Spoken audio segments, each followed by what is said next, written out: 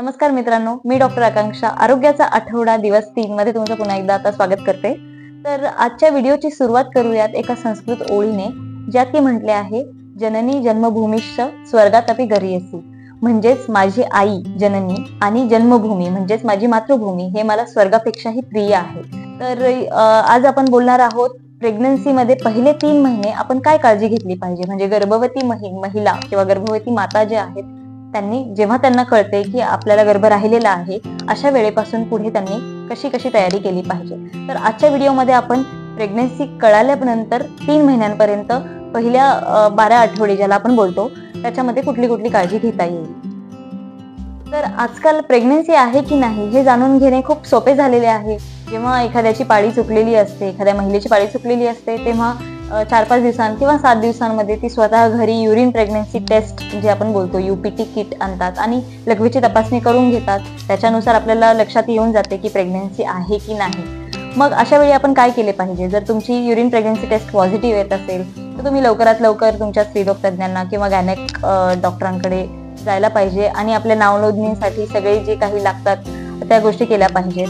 अशा गर्भवती महिला जेव्हा नावनोंदणीसाठी येतात तेव्हा आपण त्यांची प्राथमिक माहिती घेतो की त्यांना दुसरा काही आजार आहे का, दुसऱ्या कुठल्या गोळ्या वगैरे काही चालू आहेत का, त्याच्यानंतर पेशंटची नाडीचे ठोके व्यवस्थित आहेत का, ब्लड प्रेशर व्यवस्थित आहे का, त्यांना दुसरा काही आजार आहे का, या सर्व गोष्टी आपल्याला एकदा पेशंटला तपासल्यानंतर कळल्या जातात। आणि त्याच्यानंतर आपण पेशंटचे रक्ताचे आणि लघवीचे नमुने घेतो आणि त्या तपासण्यांच्या रिपोर्टनुसार काही औषधांची गरज पडत असेल तर ती औषधी चालू करतो।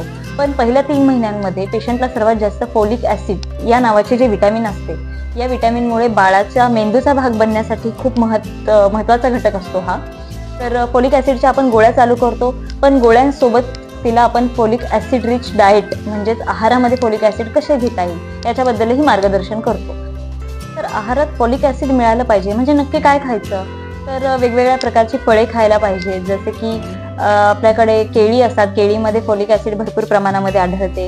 त्याच्यानंतर हिरव्या पालेभाज्या जसे की पालक, मेथी, शेपू, शेंगदाणे या गोष्टींमध्ये फोलिक ऍसिडचे प्रमाण बऱ्यापैकी चांगले असते। पहिल्या 3 महिन्यांमध्ये गर्भवती महिलांना कोरड्या उलट्या होणे, मळमळ होणे, अन्न न पचणे, जेवावेसे न वाटणे अशी लक्षणे भरपूर प्रमाणामध्ये पाहायला मिळतात। तर यासाठी काय करता येईल की तुम्ही 2 किंवा 3 वेळा भरपेट जेवण्यापेक्षा दिवसातून 4 किंवा 5 वेळा कमी प्रमाणामध्ये अन्न प्राशन करावे।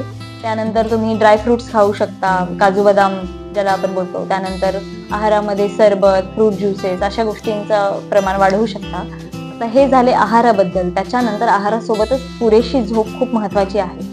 तर गर्भवती महिलांनी रात्रीच्या वेळी 6 ते 7 तास किमान आणि दुपारच्या वेळी किमान 1 तास तरी झोप घ्यावी असे सांगितलेले आहे। आणि त्याच्यामध्ये रात्रीचे जागरण टाळावे, सकाळी लवकर उठण्याचा प्रयत्न करावा। आणि पुढचा प्रश्न येतो प्रवासाचा। तर आपण प्रेग्नेंट असताना प्रवास करावा की नको यासाठी बरेच पेशंट आपल्याला प्रश्न विचारतात। तर शक्यतो जर शक्य झालं तर प्रवास टाळलेला बरा, पण जर काही कारणांमुळे प्रवास करावाच लागणार असेल तर सर्वात सेफ मार्ग असतो की रेल्वेचा प्रवास आणि रोडचा प्रवास शक्यतो टाळलेला बरा। आणि बऱ्याच गर्भवती महिलांचा हा प्रश्न असतो की प्रेग्नेंट असताना नक्की काय वाचलं पाहिजे, काय नाही वाचलं पाहिजे। तर तुम्ही धार्मिक पुस्तके, कादंबऱ्या, कथान म्हणजेच गोष्टींची पुस्तके हे तुम्ही वाचू शकता। मराठी आणि संस्कृतच्या ज्या प्रार्थना असतात जसे की पसायदान आहे, मनाचे श्लोक आहेत, हे सकाळ संध्याकाळ तुम्ही मोठ्याने उच्चारून वाचले पाहिजेत, मंत्रोच्चार मोठ्याने केला पाहिजे। याच्यामुळे आई आणि बाळ दोघांवरही पॉझिटिव्ह इफेक्ट्स याचे मानलेले आहेत। म्हणजे की बाळाच्या मानसिक विकासासाठी आणि आईच्याही एक पॉझिटिव्ह किंवा चांगल्या मानसिकतेसाठी खूप गरजेचे आहे। आणि व्यायाम किंवा एक्सरसाइज, मेडिटेशन हे सर्व तुम्ही प्रेग्नन्सीमध्ये करू शकता, पण प्रत्येक वेळी व्यायामाच्या आधी तुम्ही डॉक्टरांचा सल्ला घेणे गरजेचे आहे। त्यानुसार ते सांगतील तसे हलक्या स्वरूपाचे प्राणायाम वगैरे आपण करू शकतो।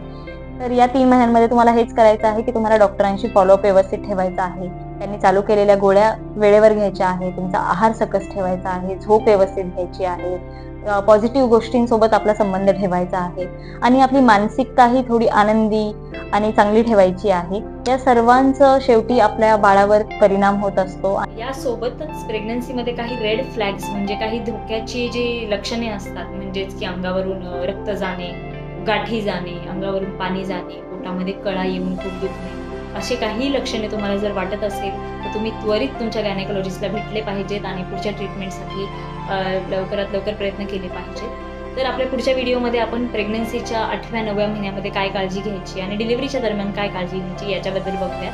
तोपर्यंत निरोगी राहा, हसत राहा. धन्यवाद.